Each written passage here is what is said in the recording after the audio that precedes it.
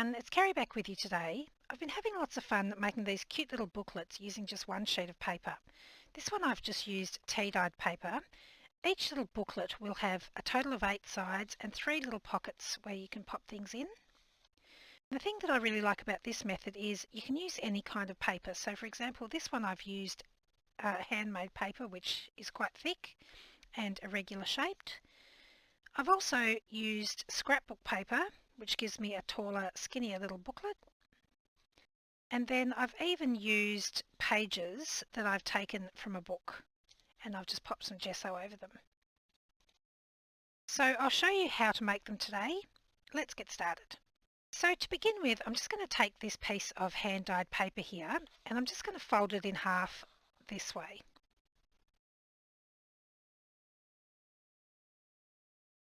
Then I'm going to open it back up and I'm going to fold it in half this way.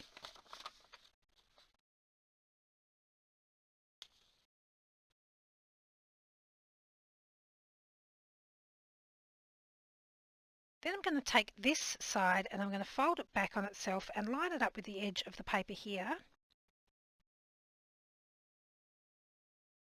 And pop another crease in here. Then I'm going to turn my paper over, fold this piece back and line it up with the edge of the paper again. And pop another crease here.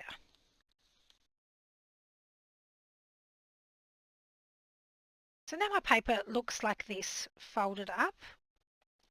I'm going to open just one page like this, and then I'm going to take a pair of scissors, and where this crease line is in the middle here, I'm going to cut along with my scissors, trying to be as accurate as I can on that crease line.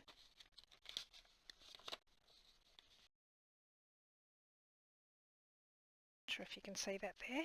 So I'm just going to try and cut along that crease line, and I'm only going to this point here. So basically I'm cutting a long slit up the middle of this sheet of paper.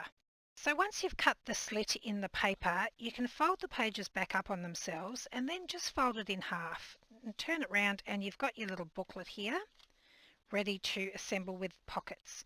So our pockets are going to be on the 3 middle pages, and they'll sort of be a little bit self-explanatory once you see them. So this is on page 2, and this edge of my page is sealed. So I just need to seal the bottom, and I've got a pocket here. To remind myself that that's going to be a pocket, I'm just going to pop a little divot in the top with my hole punch, and then turn to the next page. Now the middle page, you'll have the option of whether you have a side loading pocket or whether you want to glue down the side and have a top loading pocket. So for this one, I'm just going to have a side loading pocket, and I'm just going to pop my little divot in there to remind me. And then on my 3rd page, this side is sealed again, so I'm just going to pop a little divot in the top.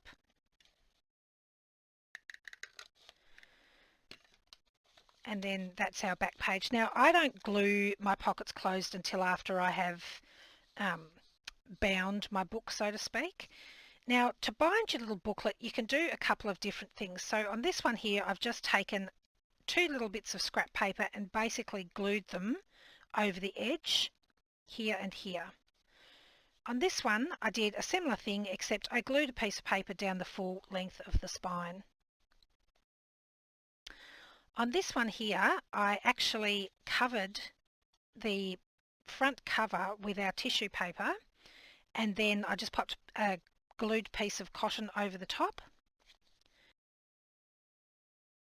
And on this one, I glued an entirely new piece of paper onto the front and back, and I let it extend past my cover so that I would have a little inside pocket here. So for this one, I'm just going to use this piece of dyed paper that I have here, just a scrap, and I'm just going to eyeball it. I'm not even going to measure anything. Just tear that down a little bit. That will do. And then I'm going to fold this scrap in half just to help me get it into the spine of the pages. going to take some art glitter glue.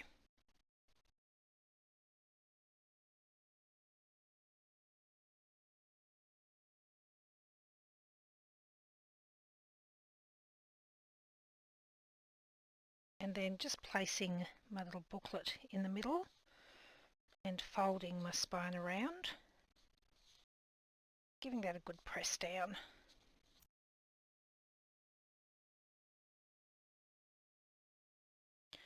Okay, so now I have my little book bound. I'm ready to glue my pockets closed. So on this one, I just need to pop a little bit of glue along the bottom here. Give that a press down. The next one is a side loading pocket, so I'll need to glue along here.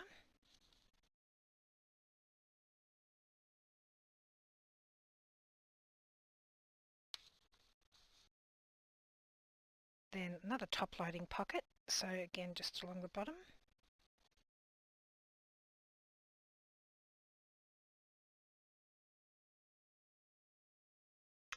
And it's as simple as that. So that's our little booklet pretty much finished, ready to be decorated. So now when we open it, we have a little pocket here at the top.